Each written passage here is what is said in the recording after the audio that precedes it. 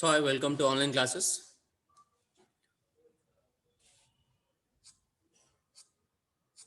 So in yesterday classes we already discussed the unit 4 data structure, and also you have seen the what is the data structure and what is the data and its structure and its representation and its types. Generally there are two types of data structures as we discussed in the previous class, that is nothing but primitive data structure and non-primitive data structures. And also we have discussed that primitive data structure we have already discussed over here, and also we already completed that operations on primitive data structure, that is create, destroy, and as well as a select and update. These are the four operations we can able to perform on the primitive data structures. Today we will go for a non-primitive data structures. So non-primitive data structures, as we discussed in the structure, which is called as arrays, lists, and file. These are called as non-primitive data structures. And arrays also again three types of differentiated, and list we have two types of differentiated over here. Later we will see that with the different kinds. Let us start with basic things, non-primitive data structures. That is, so non-primitive data structures we need to today we'll start with the non-primitive data structures. So here non-primitive data structures means what means here. Non-primitive data structures are more complex data structure. These data structures are derived from the primitive data structure. These data structures are derived from the primitive data structure ಅಂತಂದ್ರೆ ಅರ್ಥ ಏನು, already machine level language ಅಲ್ಲಿ ನೀವು already ಏನು instructions ಏನು ಮಾಡಿರ್ತಾನೆ ಅದರಿಂದ ನೀವು ಡಿರೈವ್ ಮಾಡ್ಕೊಂಡ್ಬಿಟ್ಟು ನಾನ್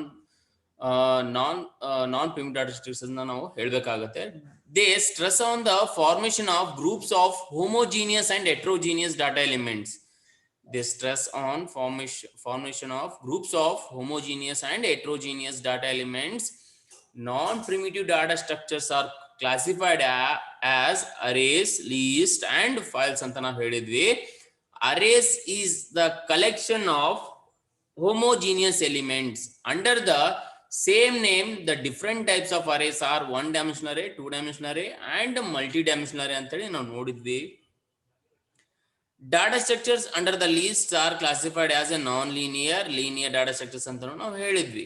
So non-primitive data structures ಅಂದ್ರೆ ಏನು, it is a non-primitive data structures are a more complex data structures ಅಂತ ನಾವು ಹೇಳಬೇಕಾಗುತ್ತೆ. These data structures are derived from the primitive data structures ಗೆ ನಾವು ನಾನ್ ಪ್ರಿಮಿಟಿವ್ ಡಾಟಾ ಸ್ಟ್ರಕ್ಚರ್ಸ್ ಅಂತ ನಾವು ಹೇಳ್ತೀವಿ. ಎದಕ್ಕೆ ಅಂತಂದ್ರೆ ಗ್ರೂಪ್ ಆಫ್ ದ ಫಾರ್ಮೇಶನ್ ಅದು ಹೋಮೋಜಿನಿಯಸ್ ಅಥವಾ ಹೆಟ್ರೋಜಿನಿಯಸ್ ಎಲಿಮೆಂಟ್ಸ್ ಆದ್ರೂ ಆಗಿರಬಹುದು ಅಂತ ನಾವು ಹೇಳ್ತೀವಿ.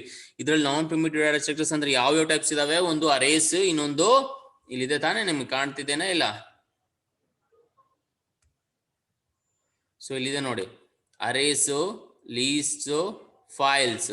These are classified of a non primitive data structures. Arrays ಅಂತಂದ್ರೆ ಏನು, collections of homogeneous elements under the same name ಅಂತ ನಾವು ಹೇಳ್ತೀವಿ. ಅರೇನ್ಸ್ ಮತ್ತೆ again classified as a one dimensional array, two dimensional array, and as well a multi dimensional array ಅಂತ ನಾವು ಹೇಳ್ತೀವಿ. Again ಇದರಲ್ಲಿ ಡಾಟಾ ಸ್ಟ್ರಕ್ಚರ್ಸ್ ಅಲ್ಲಿ ಲೀಸ್ಟ್ ಅಂತ ಬರುತ್ತೆ. ಲೀಸ್ಟ್ ಅಲ್ಲಿ ಲೀನಿಯರ್ ಮತ್ತೆ ನಾನ್ ಲೀನಿಯರ್ ಡಾಟಾ ಸ್ಟ್ರಕ್ಚರ್ಸ್ ಅಂತ ನಾವು ಹೇಳ್ತೀವಿ. ನೋಡೋಣ ಫರ್ದರ್ ಏನಿದೆ ಅಂತ ಹೇಳಿ. So this is all about your basic things you need to know about the non primitive data structures ಅಂತ ನಾವು ಹೇಳ್ಬೇಕಾಗುತ್ತೆ. So non primitive data structures ಅಲ್ಲಿ ಟೂ ಟೈಪ್ಸ್ ಅಂತ ನಾವು ಹೇಳಿದ್ವಿ, ಒಂದು ಲೀನಿಯರ್ ಡಾಟಾ ಸ್ಟ್ರಕ್ಚರ್, ಇನ್ನೊಂದು ನಾನ್ ಲೀನಿಯರ್ ಡಾಟಾ ಸ್ಟ್ರಕ್ಚರ್ಸ್ ಅಂತ ನಾವು ಹೇಳಿದ್ವಿ. ಸೊ ಲೀನಿಯರ್ ಡಾಟಾ ಸ್ಟ್ರಕ್ಚರ್ಸ್ ಅಂತಂದ್ರೆ linear data structures are a kind of data structure that has homogeneous elements. Each element is referred by an index. Index ಅಂತಂದ್ರೆ subscript a of 10, a of 4 ಅಂತ ಏನು ಹೇಳ್ತಿದ್ವಿ ತಾನೆ. Index ಅಂತಂದ್ರೆ ಹೇಗಿರುತ್ತೆ, index ಅಂತಂದ್ರೆ a of 1. So ಇಲ್ಲೇನಿದೆ ತಾನೆ, ಈ ನಂಬರ್ಗೆ ನಾವು ಇಂಡೆಕ್ಸ್ ವ್ಯಾಲ್ಯೂ ಅಂತ ನಾವು ಹೇಳ್ಬೇಕಾಗತ್ತೆ. A of 1, A of 2, A of 3 ಅಂತ ನಾವು ಹೇಳ್ಬೇಕಾಗತ್ತೆ. ಇಂಡೆಕ್ಸ್ ವ್ಯಾಲ್ಯೂ ಅಂತ ನಾವು ಹೇಳ್ಬೇಕಂದ್ರೆ ಪ್ರತಿ ಒಂದನ್ನ ನೀವು ರೆಫರ್ ಯಾವ್ದು ಮುಖಾಂತರ ಮಾಡಬೇಕು, ಇಂಡೆಕ್ಸ್ ಮುಖಾಂತರದಲ್ಲೇ ನಾವು ಮಾಡ್ಬೇಕಾಗತ್ತೆ. ಅದಕ್ಕೆ ನಾವು linear data structures are a kind of data structure that has homogeneous elements ಅಂತ ನಾವು ಹೇಳ್ಬೇಕು. Each element is referred to by an index. The linear data structures are stack, queues and linked list. So ಯಾವ್ಯಾವ ಇದಾವೆ, ನಾವು ಯಾವುದಕ್ಕೆ ನಾವು linear data structures ಅಂತ ನಾವು ಹೇಳ್ಬೇಕಾಗುತ್ತೆ, ಸ್ಟ್ಯಾಕ್ಸಿಗೆ ಹೇಳ್ಬೇಕು, ಕ್ಯೂಸಿಗೆ ಹೇಳ್ಬೇಕು, link list. So what are these types, these are linear data structures ಅಂತ ನಾವು ಹೇಳ್ಬೇಕಾಗುತ್ತೆ. Next, data elements of linear data structures will have linear relationship between data elements. One of the method is to have a linear relationship between elements by means of sequential memory locations ಅಂತ ನಾವು ಹೇಳ್ಬೇಕಾಗತ್ತೆ. ಅಂದ್ರೆ data link ಆಗಿರ್ತವೆ, ಒಂದಕ್ಕೊಂದು link ಆಗಿರೋದಕ್ಕೆ ನಾವು data elements relationships ಇರ್ತವೆ, ಅದನ್ನ ನಾವು ಹೇಗೆ ರೆಪ್ರೆಸೆಂಟೇಷನ್ಸ್ ಮಾಡ್ಬೇಕು, ಹೇಗೆ ರಿಲೇಶನ್ಶಿಪ್ ಯೂಸ್ ಮಾಡ್ತೀವಿ ಅಂತಂದ್ರೆ ಸೀಕ್ವೆನ್ಷಿಯಲ್ ಮೆಮೊರಿ ಲೊಕೇಶನ್ಸ್ ನ ಯೂಸ್ ಮಾಡ್ಕೊಳ್ತೀವಿ. The other method is to have a linear relationship between the data elements by means of pointers or links. ಅಂದ್ರೆ ಪಾಯಿಂಟರ್ಸ್ ಮುಖಾಂತರದಿಂದ ನಾವು ಅಡ್ರೆಸಿಂಗ್ ಮಾಡಬಹುದು, ಅಥವಾ ಲಿಂಕ್ ಮುಖಾಂತರದಿಂದ ಅದನ್ನ ನಾವು ಅಡ್ರೆಸಿಂಗ್ ಅಂದ್ರೆ ರಿಲೇಶನ್ಶಿಪ್ ಬಿಲ್ಡ್ ಮಾಡಬಹುದು ಅಂತ ನಾವು ಹೇಳ್ತಾ ಇದೀವಿ. So this is all about sorry non linear data structures ಅಂತ ನಾವು ಹೇಳಿದ್ವಿ. ನೆಕ್ಸ್ಟ್ ಯಾವ ಲೀನಿಯರ್ ಡಾಟಾ ಸ್ಟ್ರಕ್ಚರ್ ಯಾವ್ದಕ್ಕೆ ಹೇಳ್ಬೇಕು? ಸ್ಟ್ಯಾಕ್ಸ್, ಕ್ಯೂಸ್, ಲಿಂಕ್ಡ್ ಲಿಸ್ಟ್ ಗೆ ಹೇಳ್ಬೇಕು. ಅರ್ಥ ಆಯ್ತಾ? Non-linear data structures ಅಂತಂದ್ರೆ non-linear data structures is a data structure in which a data item is connected to several other data items. The data items have the possibility to reach one or more data items. Each data item is attached to several other data items in a way that is specific for reflecting relationships. The data items are not arranged in a sequential structure. ಅಂದ್ರೆ data ಯಾವಾಗಲೂ sequential structure ಅಲ್ಲಿ arrangement ಆಗಿರೋದಿಲ್ಲ. ಅರ್ಥ ಆಯ್ತಾ? So ಇದಕ್ಕೆ ನಾವು non linear data structures ಅಂತ ನಾವು ಹೇಳ್ತೀವಿ. ನಾನ್ ಲೀನಿಯರ್ ಡಾಟಾ ಸ್ಟ್ರಕ್ಚರ್ಸ್ ಅಲ್ಲಿ ಟ್ರೀಸ್ ಮತ್ತೆ ಗ್ರಾಫ್ಸ್ ಅನ್ನೋದನ್ನ ನಾನ್ ಲೀನಿಯರ್ ಡಾಟಾ ಸ್ಟ್ರಕ್ಚರ್ಸ್ ಅಂತ ನಾವು ಹೇಳ್ಬೇಕಾಗುತ್ತೆ. ಟ್ರೀಸ್ ಮತ್ತೆ ಗ್ರಾಫ್ಸ್ ಗೆ ಹೇಳ್ಬೇಕಾಗತ್ತೆ. ಅರ್ಥ ಆಯ್ತಾ? ಸೊ ಇದಕ್ಕೆ ನಾವು ನಾನ್ ಲೀನಿಯರ್ ಡಾಟಾ ಸ್ಟ್ರಕ್ಚರ್ಸ್ ಅಂತ ನಾವು ಹೇಳ್ಬೇಕಾಗುತ್ತೆ. ನೆಕ್ಸ್ಟ್ ಬಂದ್ಬಿಟ್ಟು what kind of operations we can able to perform on the linear data structures. 5 marks ಕೇಳ್ತಾನೆ ಅಥವಾ 3 marks ಕೇಳ್ತಾನೆ. Explain the operations we can able to perform on the linear data structures ಅಂತ ಕೇಳಿದ್ರೆ ನೀವು ಇದನ್ನ ಬರಿಬೇಕು. The basic operations on non-linear data structures are as follows: traversal, insertion, deletion, searching, sorting, merging. These are the 6 operation we can able to perform on the linear data structures ಅಂತ ನಾವು ಹೇಳಬೇಕು. Traversal ಅಂತಂದ್ರೆ the process of accessing each data item exactly once to perform some operation is called as a traversing. ಅಂದ್ರೆ the process of accessing each data item element exactly once to perform some operation. ಅಂದ್ರೆ ಯಾವುದೋ ಇನ್ಸರ್ಷನ್ಸ್ ಇರ್ಬೋದು, ಡಿಲೀಷನ್ಸ್, ಏನೋ ಒಂದು operations perform ಮಾಡಬೇಕು ಅಂತಂದ್ರೆ ಪ್ರತಿ ಒಂದು ಸಲನು ನಾವು ಆ ಡಾಟಾನು ಆಕ್ಸೆಸ್ ಮಾಡ್ತಾ ಇದ್ದೆ. ಅಂದ್ರೆ ಸಪೋಸ್ 10, 20, 30, 40 ಅಂತ ಇತ್ತು ಅನ್ಕೊಳ್ರಿ, ನಾನು 40ನ ಸರ್ಚ್ ಮಾಡಬೇಕು ಅಂತ ಅನ್ಕೊಳ್ರಿ. ಬಟ್ ನಾವೇನ್ ಮಾಡಬೇಕು? 10ಗೆ ವಿಸಿಟ್ ಮಾಡಬೇಕು, 20ಗೆ ವಿಸಿಟ್ ಮಾಡಬೇಕು, 30ಗೆ ವಿಸಿಟ್ ಮಾಡಬೇಕು. ಅದಾದ್ಮೇಲೆ ನಮಗೆ 40 ಸಿಗುತ್ತೆ ಎಲಿಮೆಂಟ್. ಅಂದ್ರೆ ನಾವು 10, 20, 30 ಏನಾಗುತ್ತೆ, ನಾವು ಆಕ್ಸೆಸ್ ಮಾಡ್ತಾ ಇದೀವಿ ಅಂತ ಅರ್ಥ. ಅದಕ್ಕೆ ನಾವು ಟ್ರಾವರ್ಸಲ್ ಅಂತ ನಾವು ಹೇಳ್ಬೇಕಾಗಿದೆ. Process of accessing each data items exactly once to perform some operations is called as traversing ಅಂತ ಹೇಳ್ತೀವಿ. Insertion, the process of adding a new data item into a given collection of data item is called as a insertion. Insertion ಯಾವ್ದು ಕೇಳ್ತೀವಿ ಅಂತಂದ್ರೆ 10, 20, 40. So suppose 10, 2, 3, 5, 6, 7, 8 ಇದೆ ಅಂತ ಅನ್ಕೊಳ್ಳಿ. ಈಗ ನಾನು ಏನ್ ಮಾಡ್ಬೇಕು? 10, 1, 0 ಅಂತ ಏನಿದೆಯಲ್ಲ, ನಾನು ಇಲ್ಲಿ ಏನ್ ಮಾಡ್ಬೇಕು? 4 ಅನ್ನೋದು ಮರ್ತೋಗ್ಬಿಟ್ಟಿದ್ದೀನಿ. So I forgot to insert the element as 4. So I want to insert the element in between the 3 ಮತ್ತೆ 4 ಅಲ್ಲಿ ನಾನು 4 ಇನ್ಸರ್ಟ್ ಮಾಡಬೇಕು ಅಂತ ಅನ್ಕೊಳ್ಳಿ. ಸೊ ನಾನು ಏನ್ ಮಾಡ್ಬೇಕು ಅಂತಂದ್ರೆ ಇನ್ಸರ್ಷನ್ ಆಪರೇಟರ್ ನ ಯೂಸ್ ಮಾಡ್ಕೊಂಡ್ಬಿಟ್ಟು the process of adding a new data item into the given collection of data item is called as a insertion ಅಂತ ನಾವು ಹೇಳ್ಬೇಕಾಗತ್ತೆ. ಕ್ಲಿಯರ್?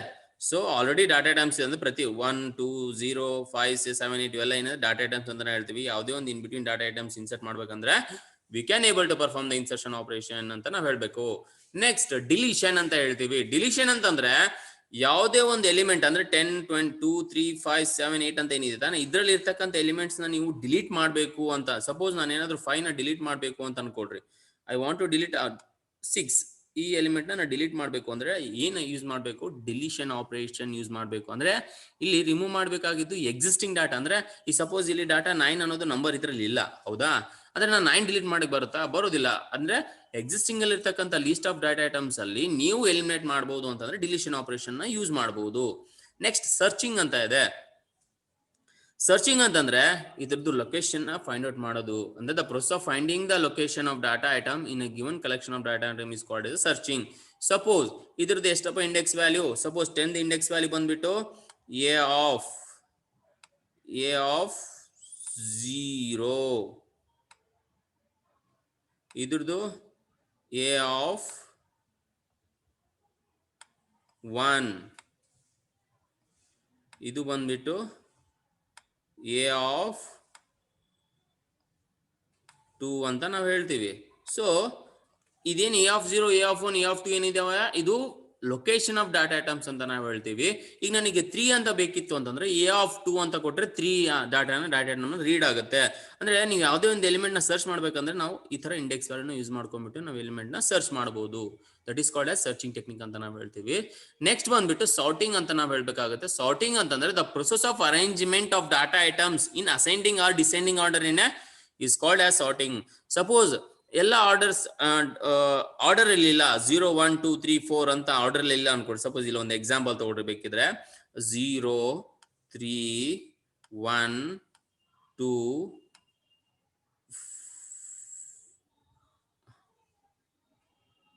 8 7 ಸೊ ಇರುತ್ತೆ. ಅಲ್ಲಿ ಡಿಸೈನಿಂಗ್ ಆರ್ಡರ್ ಅಲ್ಲಿ ಇತ್ತು, ಅಸೆಂಡಿಂಗ್ ಆರ್ಡರ್ ಅಲ್ಲಿ ನೀವೇನಾದ್ರು ಮಾಡ್ಬೇಕಿತ್ತು, ಡಿಸೈನಿಂಗ್ ಇದ್ದ ಅಸೆಂಡಿಂಗ್ ಮಾಡ್ಬೇಕು, ಅಸೆಂಡಿಂಗ್ ಇದ್ದಿದ್ದು ಡಿಸೈನಿಂಗ್ ಮಾಡ್ಬೇಕು ಅಂತಂದ್ರೆ ಸಾರ್ಟಿಂಗ್ ಟೆಕ್ನಿಕ್ ನ ಯೂಸ್ ಮಾಡ್ಕೊಂಡು ನೀವು ಎಲಿಮೆಂಟ್ ಏನ್ ಮಾಡಬಹುದು, ಸಾರ್ಟ್ ಮಾಡಬಹುದು. ನೆಕ್ಸ್ಟ್ ಬಂದ್ಬಿಟ್ಟು ಲಾಸ್ಟ್ ಬಂದ್ಬಿಟ್ಟು ಮರ್ಜಿಂಗ್ ಅಂತ ಇದೆ. The process of combining the data items of two structure to form a single structure is called as merging.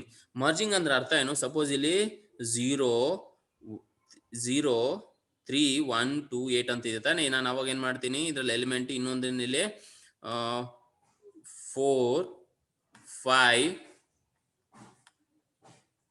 6 ಅಂದ್ರೆ ಇದೇ ಬೇರೆ ಲಿಸ್ಟ್, ಇಲ್ಲಿರ್ತಕ್ಕಂಥ ಬೇರೆ ಲಿಸ್ಟ್, ಅಂದ್ರೆ ಎರಡು ಲಿಸ್ಟ್ ನಾನು ಕ್ರಿಯೇಟ್ ಮಾಡ್ತಾ ಇದ್ದೀನಿ. This is a first one, this is a second one. ಹೌದಾ? ಇದನ್ನ ಎರಡನ್ನ ನಾನು ಮರ್ಜ್ ಮಾಡಬಹುದು ಅಂತಂದ್ರೆ ಅಫ್ಕೋರ್ಸ್ ನೀವೇನೋ ಮರ್ಜ್ ಮಾಡಬಹುದು.